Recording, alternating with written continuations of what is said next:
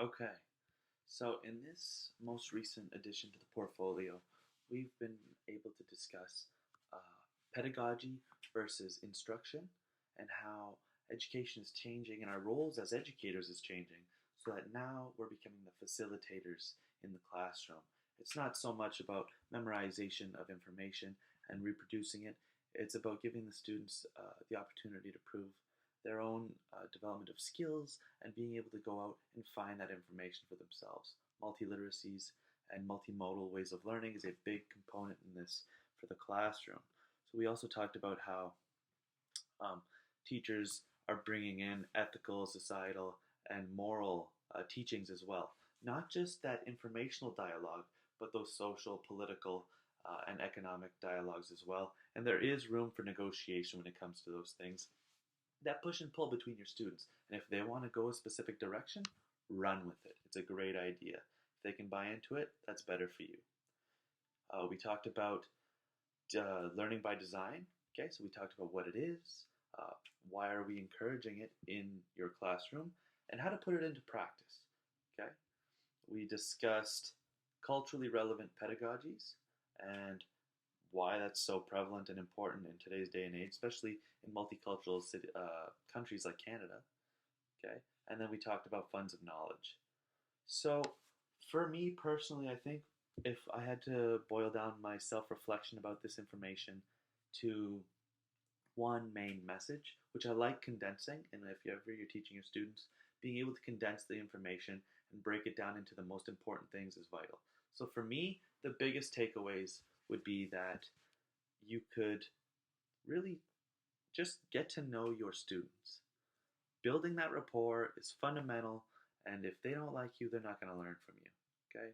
If you get to know them, you show them you care, you show them respect, and you really find out more about their cultural background, if stuff's going wrong at home, where they come from, what holidays they're celebrating, okay?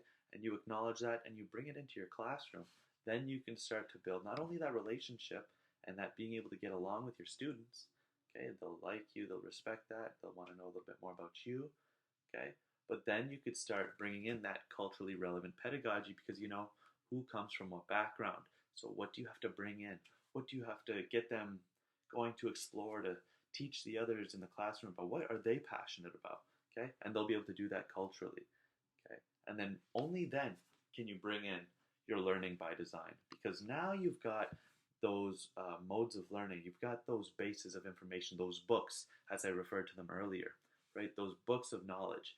So you're taking it, you're going into their library, you're pulling all the books that they got with all their information, all their cultural backgrounds, okay?